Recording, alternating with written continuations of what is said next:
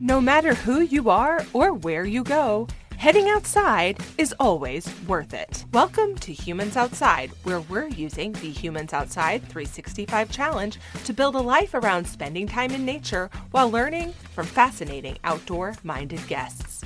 I'm Amy Bouchatz. I've let curiosity be my guide as a journalist for 18 years. But life, including my husband's war injuries, had burnt us out. So we moved sight unseen to Alaska to see if a change of scenery and new focus on outdoors was just the shift we needed. Since September 2017, I've spent at least 20 consecutive minutes outside every single day, no matter what, to explore how nature can change my life. Ready to hear from experts and outdoor lovers who make heading into nature just a part of who they are while we work to do the same? Let's go!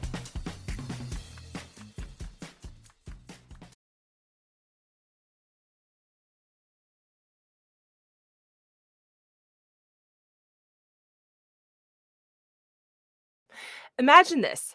You live in a city or very urban environment, maybe close enough to a major highway that you can hear it, or far enough away from a space you consider a park to make heading there every day seem impossible. You can't imagine really enjoying being outside all the time where you live because it's just not nature.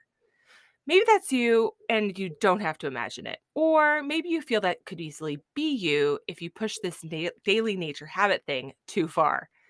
Today's guest, Claire Dunn, knows all about this. Talking to us today from her home in Melbourne, Australia, which has a population, by the way, of like 5 million, Claire knows what it's like to spend time in an urban environment when all you want to do is be in a truly natural one. She appreciates nature so much that she once spent an entire year living in the Australian bush, a subject of her memoir, My Year Without Matches. But when she moved back to the city, she realized that urban life is just how it is for many, many people. And there's no reason why city dwellers can't experience their own brand of what she calls rewilding. And that's the subject of her new book, Rewilding the Urban Soul, Searching for the Wild in the City. I thoroughly enjoyed this book and all the insight it gave me as I consider the nature right outside my door. And since getting closer to nature we have around us is our focus for season 5, Claire's the perfect Humans Outside guest. So, Claire, welcome to Humans Outside. Thanks, Amy. Lovely to be with you today. Um, so I have a couple of friends who are Australian, and I always feel when I'm talking to them like I want them to read me a children's book or something. I find just very calming. I just your Australian accent is just going to be very calming for me today. I don't know if you get that a lot. Well, if that's all I have to do, then that's easy. Fair enough. Oh, that's probably a weird way to start a podcast episode. Sorry, guys. Anyway, we usually start by imagining ourselves in our guest's favorite outdoor space, talking to them wherever they are. And I'll try not to be weird the rest of this episode. So where are we? If we were going to imagine ourselves with you somewhere, where are we with you today?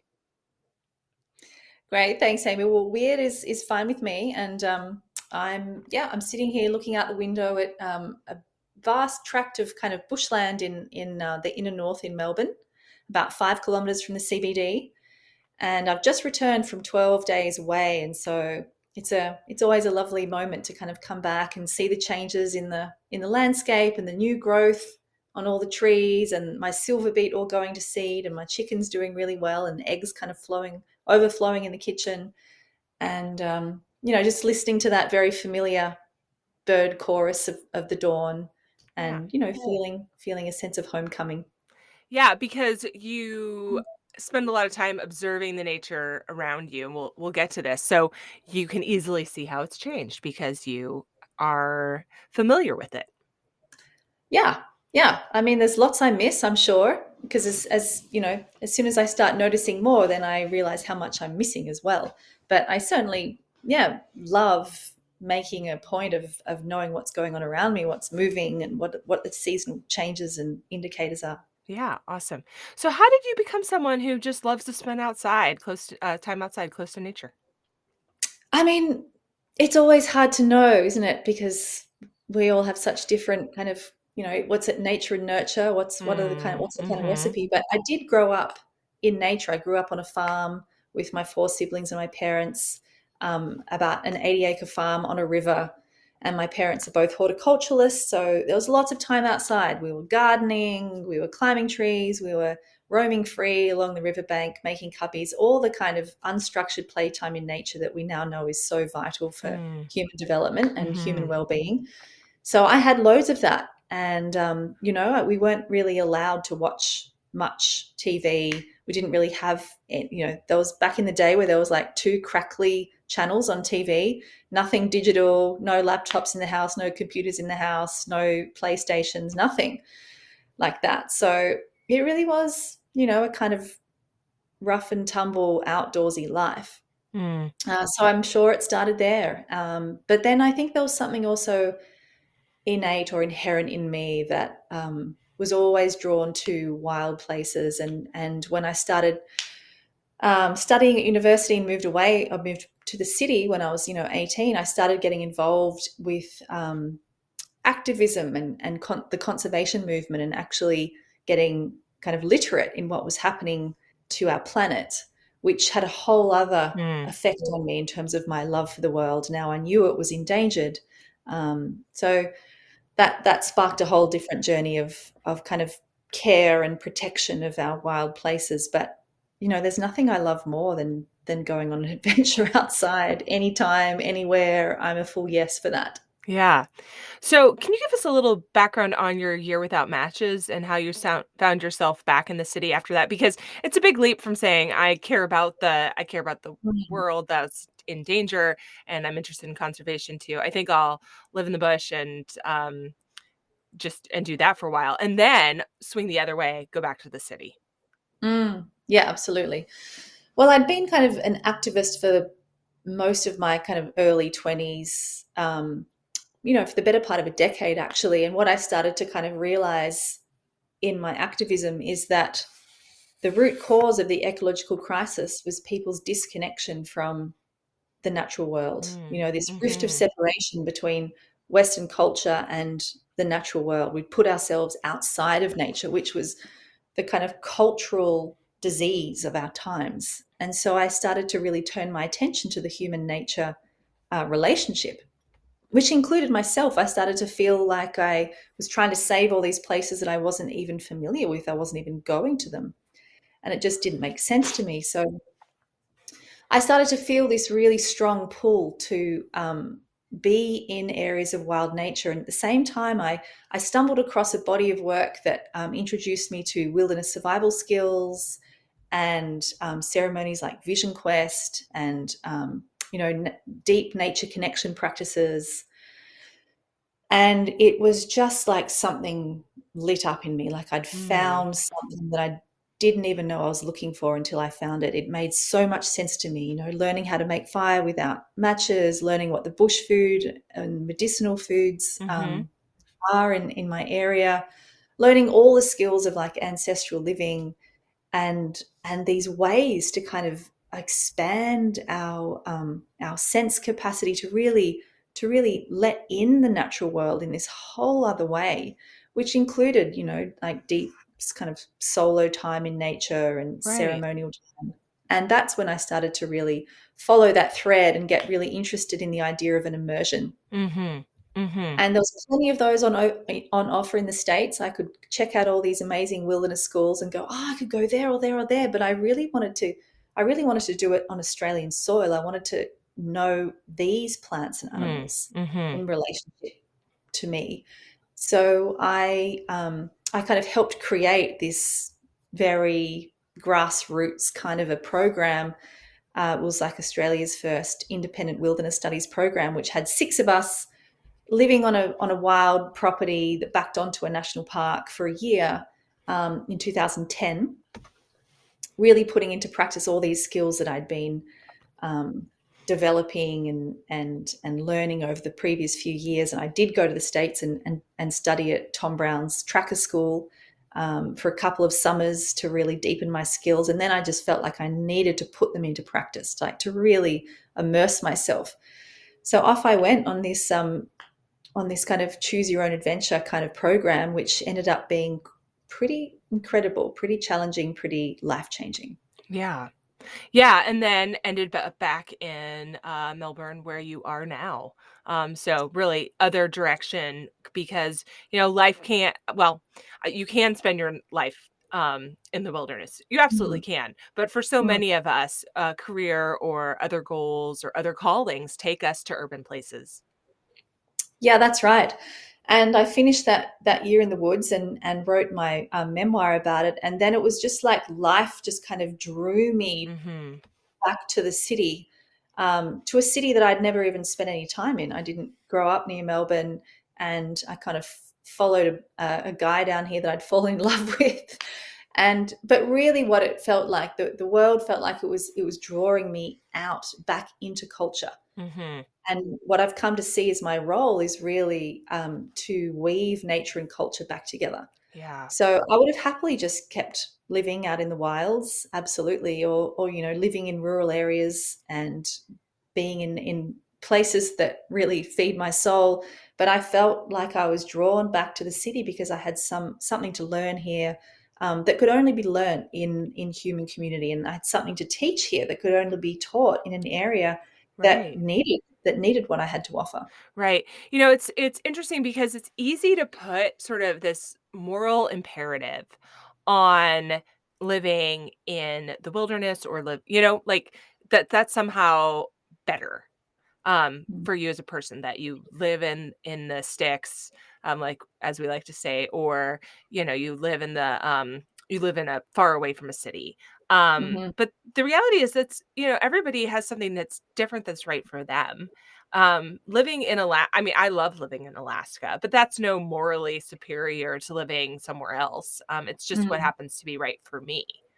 Um, Yeah. Yeah, and we need different things at different times in our lives, I right. think. Yeah. I don't think we'll be in the city forever, but there's certain things that can only be experienced or learnt in the city. It's like a cultural melting pot. It's like a beehive of activity with all sorts of Right. different kind of opportunities to explore parts of ourselves that just aren't on offer in Yeah. quiet regional areas. Yeah. Um, and there's kind of cultural conversations and opportunities for cultural emergence that only happen when there's like a high density of people that can kind of get together in these different constellations and have conversations in our work with our words, in our bodies, and our thoughts, and our intellect. It's like that really feeds me. Hmm. And so there's been a real kind of flourishing and flowering of different parts of me that could only happen in the kind of wildness that the city offers, which part of that is the wildness of diversity of human culture. Hmm. You know, the mixing pot of kind of culture and ideas and philosophy and experience and heritage, and kind of what comes of that cauldron of diversity is something that you just don't find out in the bush, out in the Yeah. sticks. Yeah. So, in your book, Rewilding the Urban Soul, you use the word rewilding, and I used it in the introduction. Um, can you tell us what that means? What does rewilding mean before we dive too far in here? Define that for us. Sure. Well, I mean, it depends on who you ask. It's not a kind of something you look up in the dictionary and there it is. It was originally used as a conservation biology strategy by conservation biologists Okay. to describe putting top order predators back on the landscape, and as a conservation strategy, Hmm. like wolves into Yellowstone National Park, and that incredibly fantastic story of how that changed the whole kind of ecosystem Yeah. of the park. But then the human rewilding community has kind of plucked it from that place because it's such an evocative word. It's Yeah. like bringing re and wild together. It suggests to us that, oh, we once were wild, and that there's a reclaiming to Hmm. be done here. And so for the human rewilding community and movement, this really speaks to the acknowledgement that in our over domestication and in our over kind of civilized culture, that we have lost some of the elements for our thriving. We have lost parts of us that and ways of being in the world, ways of relating to the world that are so vital for our thriving, which include like deep relationships with the more than human world, like connection to our life support systems, connection to a sense of community and village, and connection to the deeper parts of ourselves. So it kind of looks at some of the, like, both physical and psychological and spiritual ailments of our times, and says, well, part of the reason for that is because we've become so disconnected from our own wild nature and from the wild nature outside of our four walls. And so rewilding really seeks to heal some of those ailments and illnesses, like the spiritual malaise, the kind of depression, disconnection, physical obesity, and etc., like the sedentary lifestyle, but also the kind of empty empty spiritual culture of consumerism.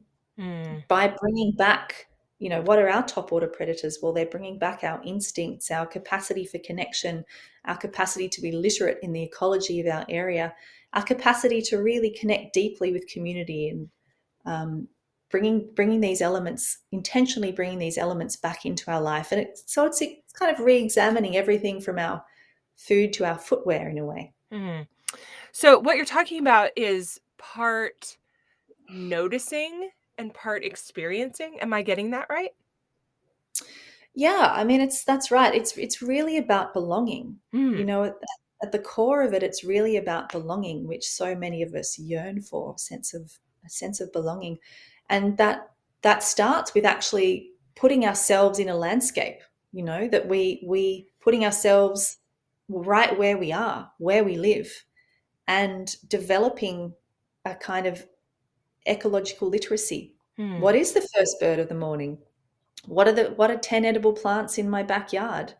What are the changes in the seasons? How do I recognize the changes in the seasons according to what's fruiting or flowering or nesting or fledging or whatever it is? Like, understanding how the seasons change according to what we see and feel. So it's noticing. It's a lot about noticing. It's a lot about opening up our senses Mm. so that we're actually alive to the world again, Mhm. like coming alive to the kind of animate entanglement of which we're a part. It's opening to the field of intelligence, which is way beyond just us, understanding ourselves as part of the landscape we're living in. Yeah, But it's also about experience, as you say. It's also about, coming into direct contact with people and place and landscape features and, tangible contact. yeah. I love this because we're talking about that, well, it's in the title of your book, Urban Soul, right? So no matter we think about nature sometimes as being this far off thing, and that's really what we're talking about a lot here in this season of Humans Outside, that we can dispel that. And there is a place for that. There's a place for awe and mountains and far away adventures.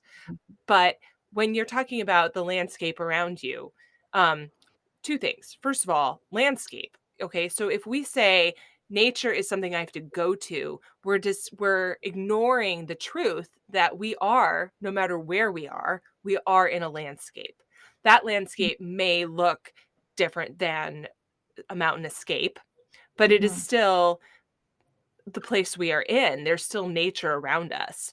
Mm. Um, and yeah, kind of with that in mind, we then talk about how we can notice that and see that. And you actually had a list of things in your book, and I'm totally blanking on specifically what that was called, sort of a checklist, an inventory of things you know about where you are. You just mentioned some of them, edible plants. Another one was, where is your nearest fresh source of water? Where does your Mhm. water come from? And I Mhm. really enjoyed, as I read that, sort of answering some of those questions myself. Not all of them, by the way. I did not Yeah. have an answer for all of them. Uh-huh. And that Yeah. it was a really interesting inventory experience. So maybe can you list off what those are for us so that people Mm. don't have to go hunt for it, and I don't have to Yeah. hunt for it in the show notes. Yeah, absolutely. I mean, one thing I wanted to just say before I kind of launch into that is, what you're speaking of there is recognizing that nature is everywhere. It's Hmm. not a Mm-hmm. dichotomy between city and nature.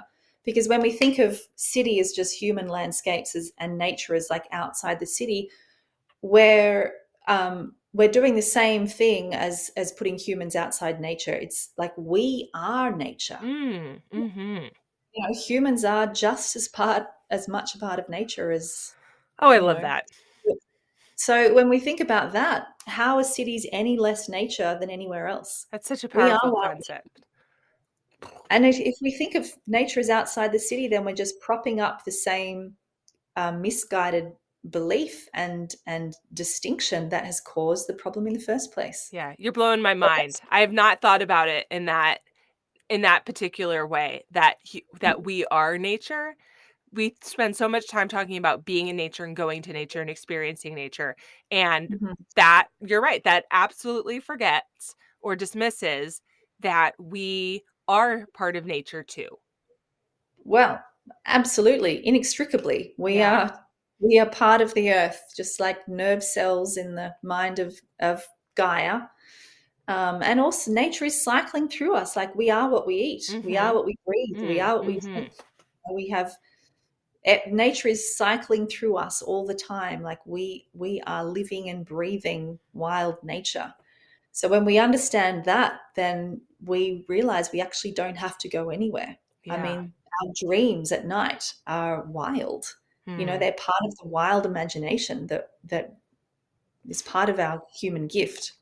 So just wanting to preface that because you Oh, were I love it. getting there, you were Yeah. almost there, and I was waiting for you to say it. I'm like, oh, she's missing the bit here that we are nature. That's because I didn't think of that. That's why we got you here.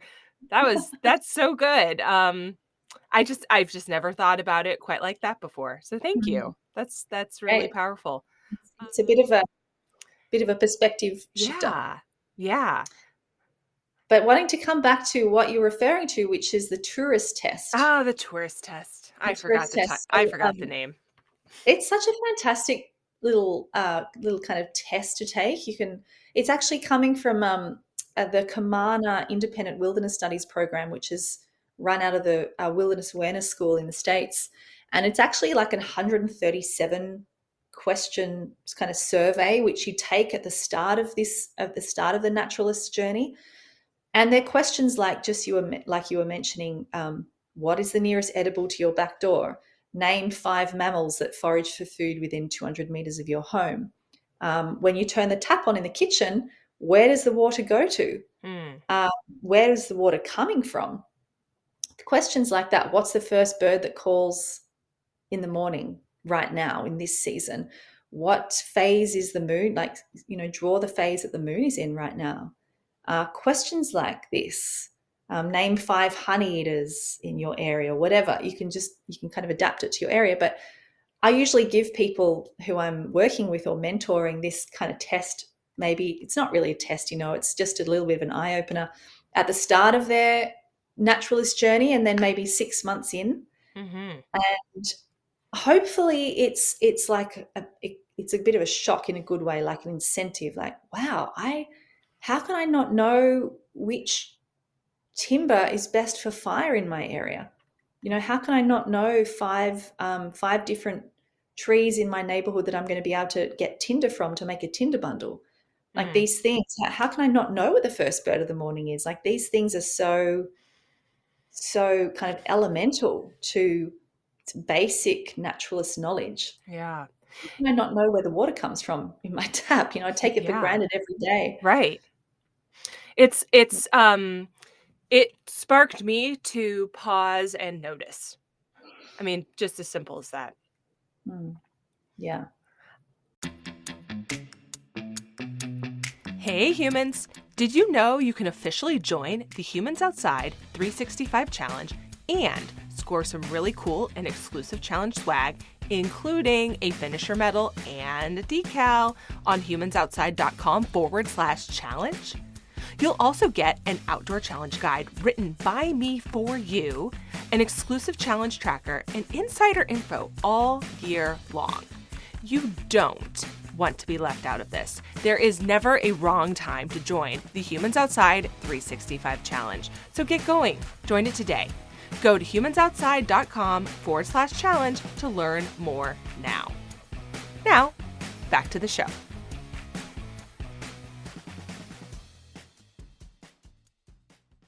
you find wild within a city? So we're talking about we are nature and we're in nature and wherever we are is nature.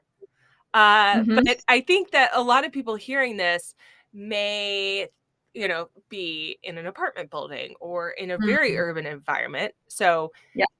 I live in a subdivision, but I have a nature path outside my back door. Hmm. Hmm. And you live in a city, but you are right next to a river, or at Yeah. least you were when you wrote your book.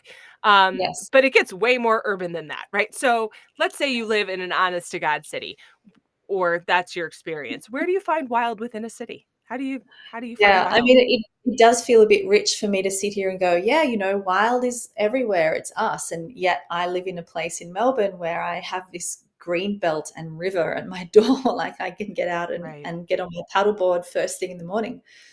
Um, so I've never lived in the kind of like real city that you're talking about.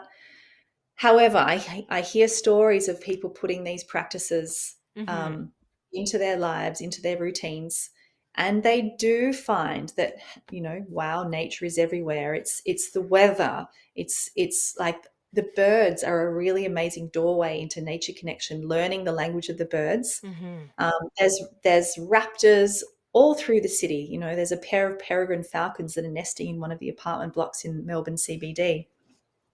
It's really being able to find those places though within, hopefully within 10 minutes walk of your home, that give you a kind of sense of wildishness, that Mm. have a sense of the untamed, because that's what we're looking for, is that this kind of feeling of the untamed. And it's fantastic if we can find areas in the city that really are untamed. And usually there are pockets, and sometimes it might be the vacant block that's been let run wild, or the edible weeds that we find growing, and we can develop a relationship with, and we start cooking with these wild edibles that we find in our neighborhood. It's really kind of turning our attention to the elements of our lives that are non-human. Whether it's the plants that we're cultivating or the seeds that we're growing on our balcony, to the compost that we're making, turning our attention to the non-human elements of our life and really tending to them, like paying attention. Mm. And it's really not about the quantity of time we have. It's really Mhm. about the quality of time that we give to these elements. Can we make a list of all the birds in our area, and then notice not just IDing them, but what they're doing at different times of the day, what their different calls are, what they're eating at different times of the year, and really finding those places that mirror back to us that wildish part of us that is so suppressed in our culture. I had, as you were talking this, sort of flashback to watching the children's show Sesame Street, where one of the puppet Muppet characters, Bert, has pet pigeons. He lives, they're supposed to live in New York City, Mhm. these puppets, and he has pet pigeons, or pigeons he has relationships with, okay?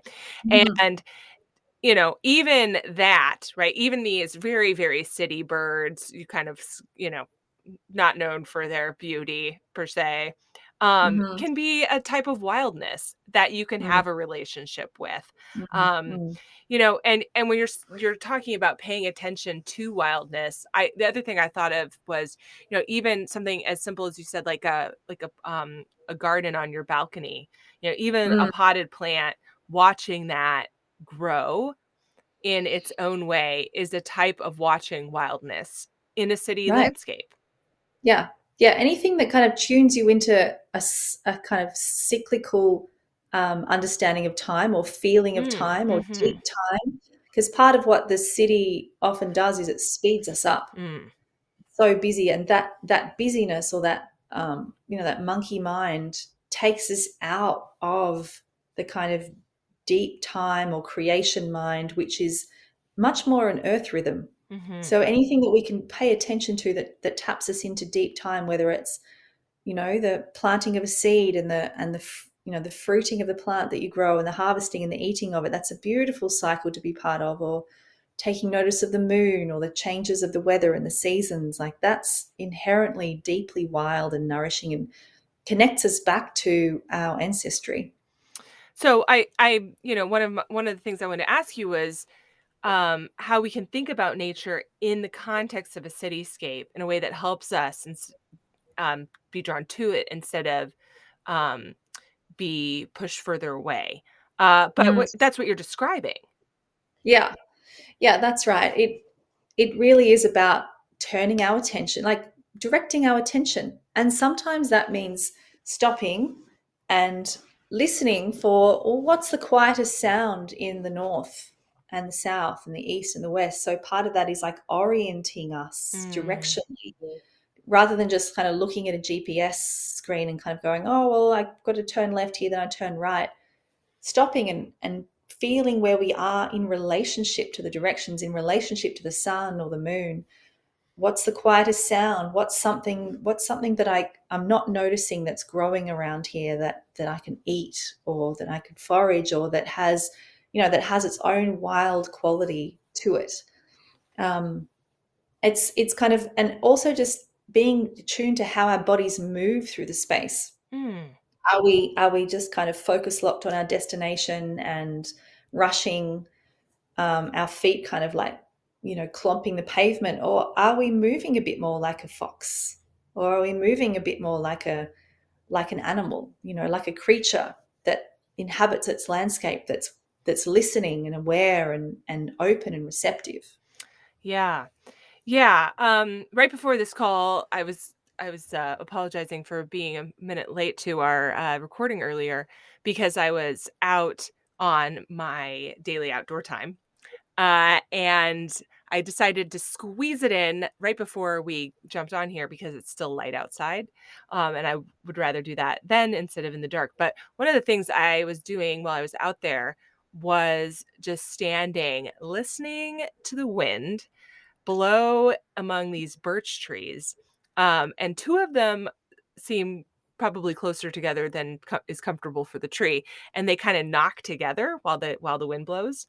So it's like this clacking sound of these trees bumping together as the wind blows through them. And I stood there and I thought, this is not something that I would have realized was the case. I never would have noticed that these trees were too close for comfort because, they're very tall or whatever, right? And there's a lot of them.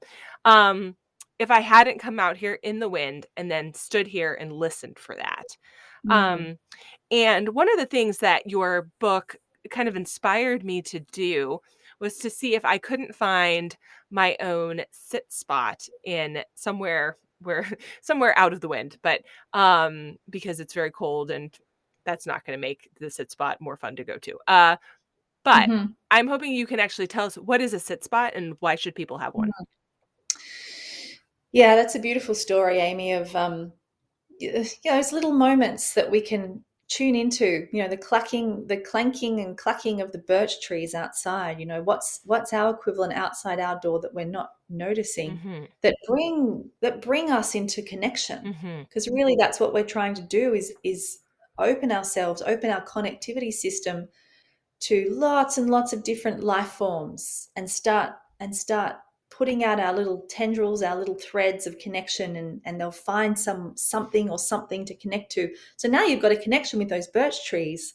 And the more that you listen to them and maybe touch them and maybe use some of their bark for tinder, that relationship will grow stronger and stronger. And Mm. and that we have enough of those kinds of connections around us when we start really feeling a sense of belonging. And a sit spot is a really powerful, like, kind of magic pill for what I just was talking about, for developing those kinds of webs of connection. A sit spot is really simple. It's finding one place within, say, 10 minutes walk of your home that feels like it can be your special spot, like your sacred place to sit and observe the patterns in nature. So you want to find somewhere that really feels good, that has a sense of wildishness, that has a sense of, like, there's a kind of curiosity, like, what might happen if I turn my attention to this place. And you go there as often as you can Hmm. and really kind of apprentice yourself to that place. So that means opening up all the senses, really like being a sponge to this place. What are the birds saying? What's moving through here? What tracks are there? What markings on the tree? What trees are growing around here? What wild edibles are there? What way does the weather come in from? All these questions that build deeper and deeper layers of kind of connections in the landscape, and starting to kind of feel like you're part of that landscape after a while. And so it's a place that it kind of allows us, the sit spot allows us to track the changing patterns in one place Mm. over time, like draw dots between things like, oh, when the hawthorn starts fruiting, that signals that this bird returns from migration or whatever it is. You start drawing the connections between things, the kind of ecological indicators. And also it's becomes a sacred place. Mm. It can become a place of contemplation.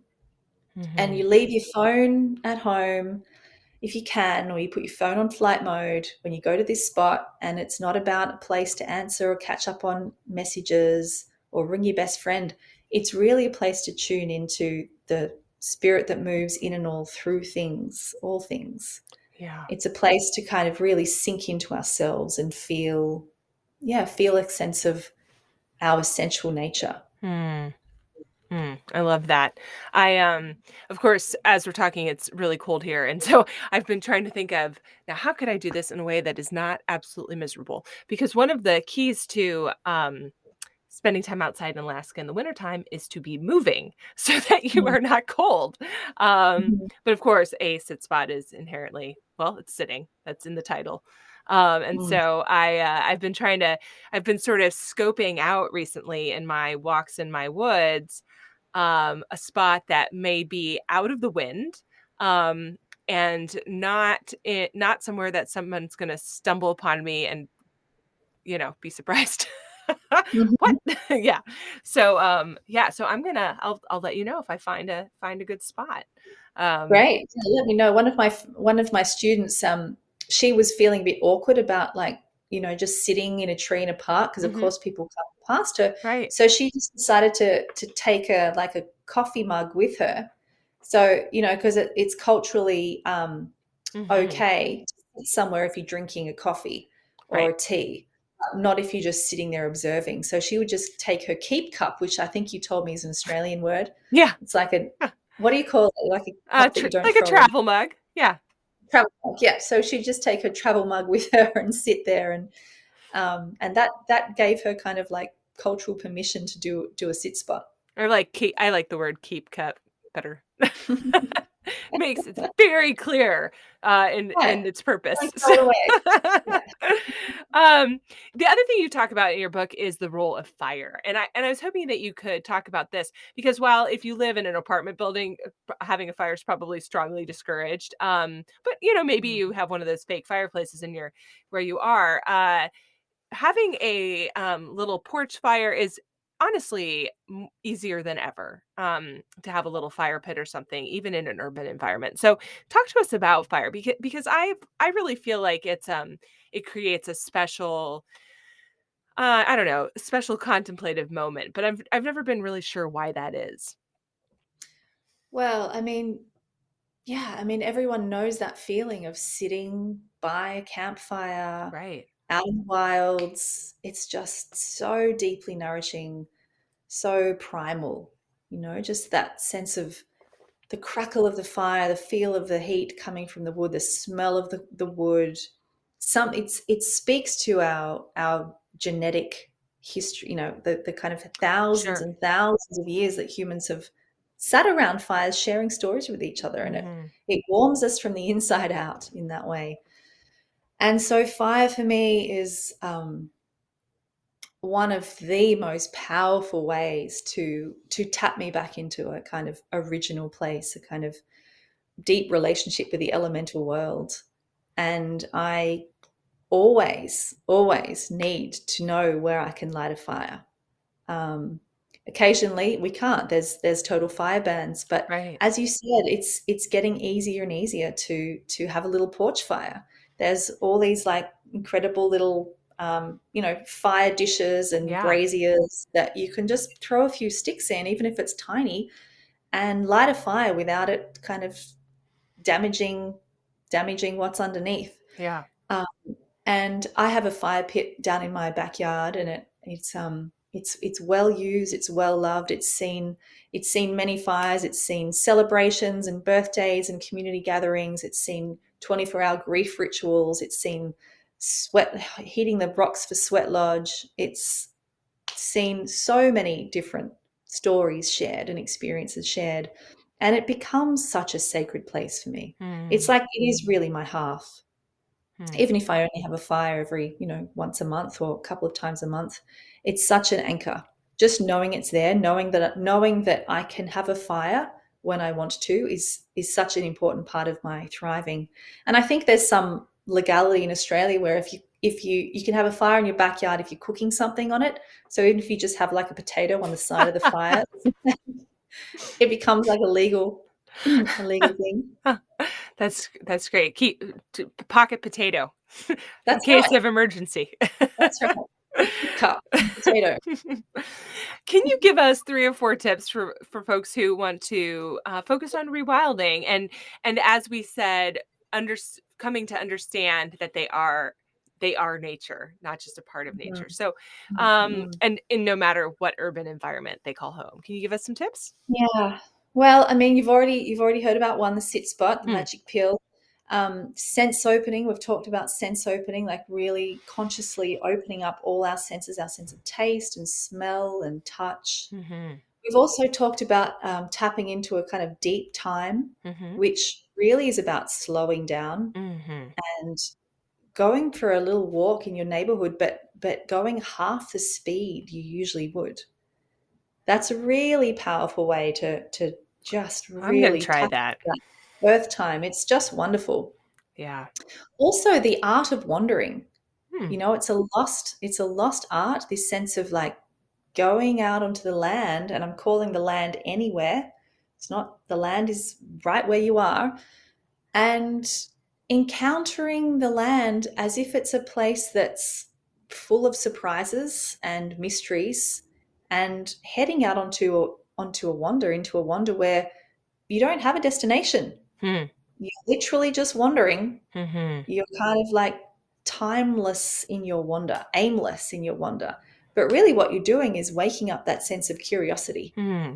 What's around the next corner? And oh, wow, look at that flower. And I wonder when it started flowering. And just really opening up that childlike sense of joy and wonder and timelessness. Mhm. And that's really important for us, especially if we didn't get that as a child. If we didn't have that timeless wandering time when we were kids, we need it now. We need to kind of give ourselves what our nervous systems wanted way back then. So wandering is a really powerful practice for waking up that childlike joy.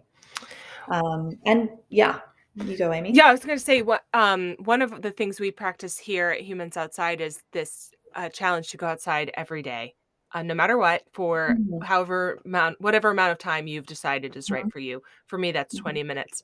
And I will say, so I've been doing that since 2017, since September 2017. And um, one of the things I found is that I often just need to spend like I'm gonna do this outside time today and I don't have a plan and it's almost like I'm burning time just to say that I did it. mhm, But mhm, the flip side of that is that I have this amount of time and I have nothing specific I'm doing with it. And so I'm mhm, just literally wandering, just mhm, like you said. And I'm not sure that I had thought about it in quite that context.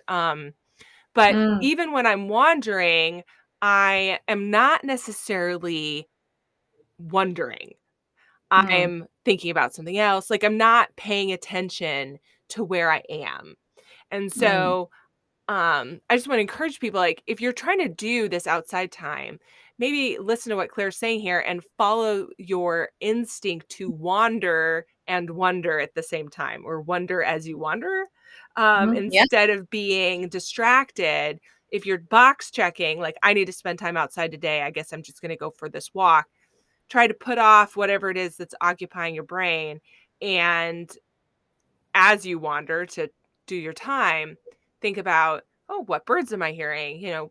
Are these birch trees clacking together? And how quickly will this result in both of them falling over? This is what I was Mhm. thinking, by the way. Like, Mm. is this a good place to be standing right now? Like, Yeah. Mhm. but it had me noticing, it had me hearing, it had me thinking about the wind and the sound. And then I noticed that we have these rose hips right now that are very, very red, and the snow is Mhm. white, and everything else is kind of gray, and so they Mm. really stand out. And wow, were they beautiful. They also happen to be able to be used in tea, and Mhm. so I noticed those today for the first time, that Mm. they're out now, and just things like that. So I do tend to, I'm a fast walker. I'm like goal oriented, and I'm going Mhm. somewhere, and I'm doing this thing, and I'm going to get done. And Yeah. so I'm going to take what you said, the challenge of slowing down, see how that goes, you know? Yeah. Um, Yeah, well, just I was really, yeah, into your story and the whole visual of the rose hips against the gray and the snow and the kind of then the smell, imagined smell of them in my tea. Like they're the kind of stories that we need to be sharing with each other. Like, mm, oh, did you see this? And I was just wandering the other day and I noticed this. And because the storytelling is just as much a part of the wandering. You mm. do the wander, you do the sit spot, then you share the story, and we start bringing nature and culture back together through. Yeah. Oh, through that's that. that's beautiful. And then as somebody starts talking to you about that, now you are in tune to it in a way that you weren't before that conversation, Mhm. because that's been an input given to you. So now you're thinking, "Oh, I guess I did see some rose hips. Oh, I didn't even think I could eat them or have them in tea." Just on Yeah, and on. What a yeah. beautiful sharing and Mm. being nature. Mm, absolutely. Yeah. So I think those tips are good ways to just start to kind of drop into just a Yeah. more natural way of being. Yeah. Oh, so good.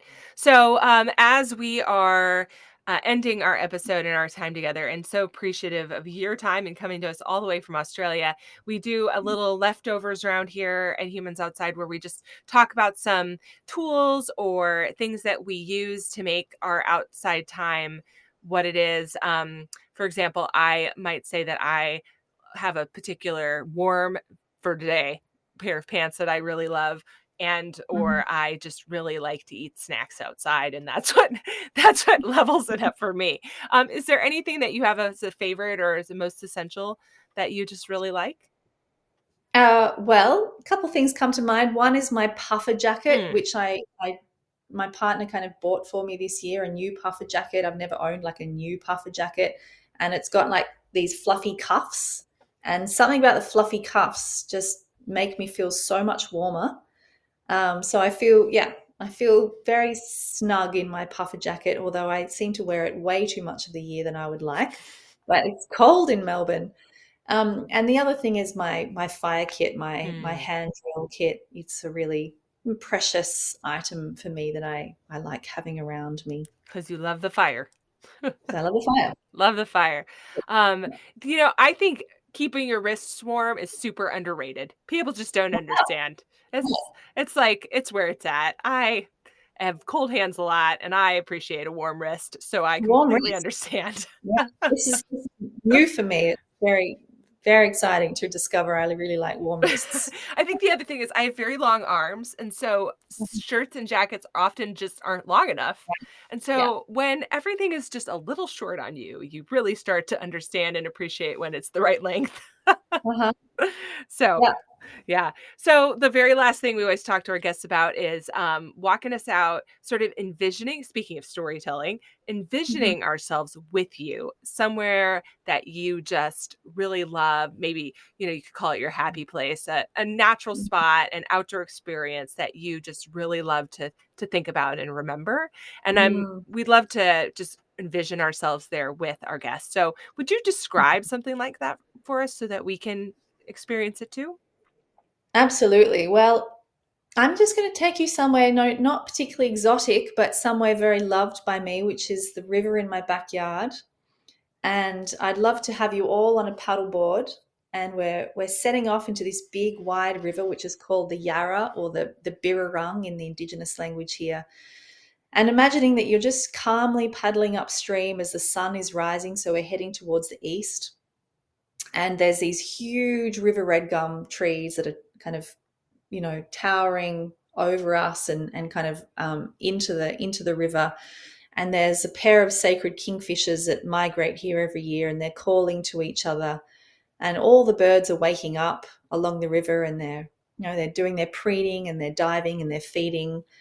And there's just the sound of the like swish of water and as the paddle kind of propels us forward, and a sense of like just deep calm. We're in the Mm. city, but you wouldn't even know it. We're just paddling up this ancient river, and feeling a sense of gratitude for that morning time of waking up and being in a place of wild nature. Love to take you there sometime. Oh, it's beautiful. Thank you for sharing that with us. I absolutely Mm. can envision myself there. It's beautiful, and thank you so much for sharing that with us. And Claire, thank you so much for being on Humans Outside today. Really appreciate you. Really appreciate your work and your time. Such a pleasure. Thanks for having me, Amy. Thanks so much for listening to this week's episode of Humans Outside. If you've enjoyed this episode, give us a little love and leave a rating and review to make it easier for others to find the podcast too. What you say matters. It really truly does make a difference. And until next time, we'll see you out there.